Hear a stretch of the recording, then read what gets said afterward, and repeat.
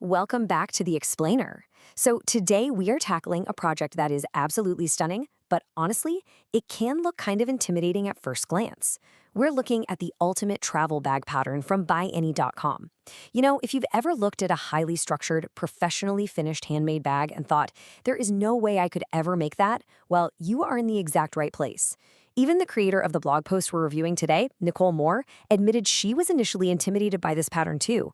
But we're going to approach this strategically, and we'll break the whole thing down perfectly. You absolutely can build this. Okay, let's dive right into this. Here's our roadmap to build your confidence for this maker's journey. 1. The ultimate travel companion. 2. Sizing up the bag. 3. Gathering your supplies. 4. The 2-day build. And 5. Community tips and takeaways. Section 1. The ultimate travel companion and the features that turn heads. It's absolutely crucial to establish why this highly functional bag is worth your time and effort. I mean, when Nicole Moore says this bag has a lot of bells and whistles, she is not kidding. Just look at this list. It is completely carry-on compliant, making it a true travel companion. It boasts a detachable, adjustable strap for carrying, but even better, it has a really handy strap across the back, specifically designed to slide right over your rolling luggage. Add in a ton of exterior pockets, stretchable mesh interior pockets, and secure zippered inner compartments, and you've got a bag that doesn't just look incredible, it performs incredibly too. Now, looking inside the bag, the author asks a great question. Who doesn't love an interior lined with mesh pockets? And honestly, the answer is nobody, especially when you see why this specific material choice matters so much. Mesh gives you super easy visibility, so you aren't digging blindly for your charger. It gives you extra stretchiness for packing in those oddly shaped items.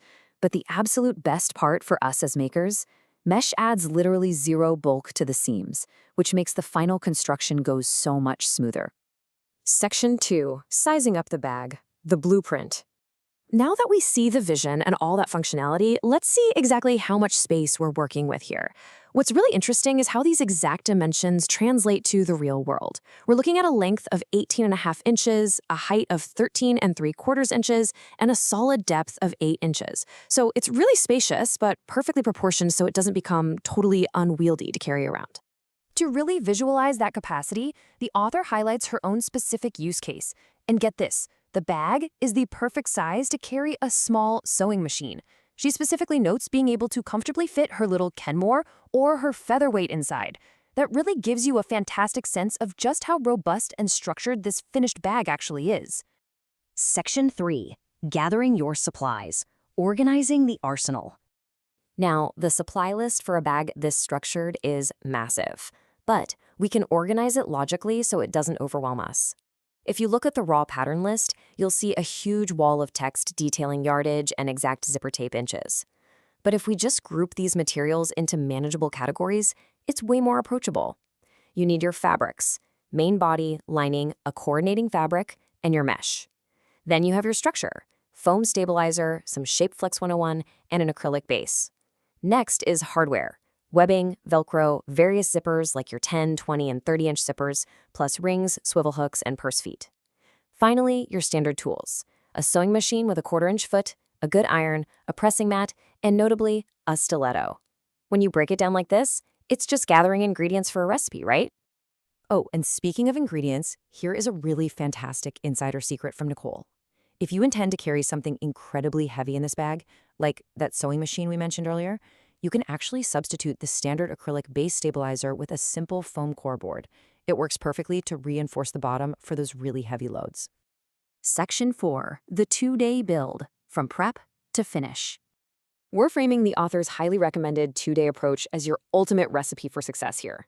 Because this bag has lots of parts and pieces, you absolutely do not want to skip ahead. Rushing is the enemy of a beautifully finished bag, for sure. So the crucial point is separating your prep from your assembly. Dedicate day 1 entirely to cutting and prepping your materials. Then just let yourself rest, come back fresh on day 2, and focus entirely on actually assembling the bag. And this workflow brilliantly illustrates what day 1 should actually look like. Step 1. Read the entire pattern before you start. Understanding how all these pieces talk to each other is vital. Step 2. After checking the materials, you quilt your fabric sandwich. Step 3. Cut all your pieces out. The pattern actually comes with some really awesome pattern piece markers to help keep everything strictly organized. So day one is all about setting yourself up for a totally stress-free build on day two.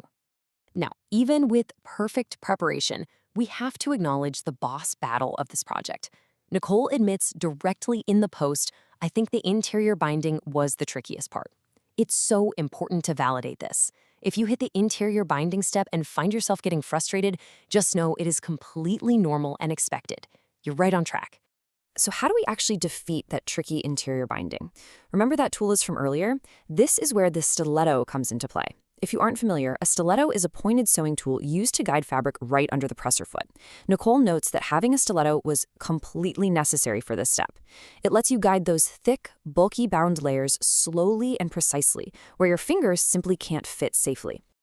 Building on that, let's rapid fire a few more pro tips straight from the maker's experience. First, take your time and go slow on that binding. Second, for the base of the bag, the pattern calls for buttons, but Nicole swapped them out for purse feet. She loved the look and noted they were super easy to install. And lastly, if you do get stuck, utilize Annie Unreim's online instructional videos. The pattern has an accompanying video class, and it is a fantastic fallback for those really tricky spots. Section 5. Community Tips and Takeaways. Real advice from makers. You know, the comments section of this blog post is an absolute goldmine of practical information, and highlighting some of the best takeaways from other makers is just incredibly helpful. For example, we have this really practical question asked by a commenter named Amy Beatty. She notes that she typically travels with carry-on luggage only, and she wanted to know if this ultimate travel bag usually fits under an airline seat. And Nicole replies with a great dose of reality. She states, "This bag is bulky and better suited for the overhead cabinets." But then she adds this excellent point. "Besides, you probably don't want to put it where people's shoes have been." And honestly, I have to agree. If you spend 2 days meticulously crafting a gorgeous quilted travel bag, the absolute last thing you want to do is shove it onto the dirty floor of an airplane. Overhead bin it is. Here's another awesome community question, this time from Lauren. She asks, would it be easy to substitute fabric for the mesh for the inside pockets? Which makes sense, right? Maybe you don't have mesh on hand, or maybe you just prefer a totally different aesthetic. Well, the answer, chimed in by another maker named Lynn, who is actively building the bag, is a resounding yes. The directions explicitly state you can use fabric for the inside pockets. Lynn herself chose to use a contrasting fabric instead of mesh. This really proves the incredible adaptability of the pattern. You can tweak it to suit your own material preferences and still end up with a stunning result. Finally, we absolutely have to address the ultimate time commitment question. This was brought up by multiple commenters, including Donna and Shirley, who wanted to know realistically, how long does it really take to construct this bag, including all the prep work, the cutting, and the quilting? Nicole jumps into the comments to reiterate her golden rule, delivering this super encouraging quote. "I usually set aside 2 days to make a bag of this size. Once you make one, you will be so glad you invested the time." It is an investment. It's a full day of prepping, cutting, and quilting, and then a full day of patient stiletto-guided assembly. But the reward at the end is a highly structured, professional-grade travel companion. Which brings us to the end of our explainer today, and leaves us with one final inspiring question. What beautiful fabrics will you choose to build your very own head-turning ultimate travel bag? The structure and the steps are right here. Now all that's left is for you to inject your own creativity. Thank you so much for joining me. Keep learning, keep making, and I will see you on the next explainer.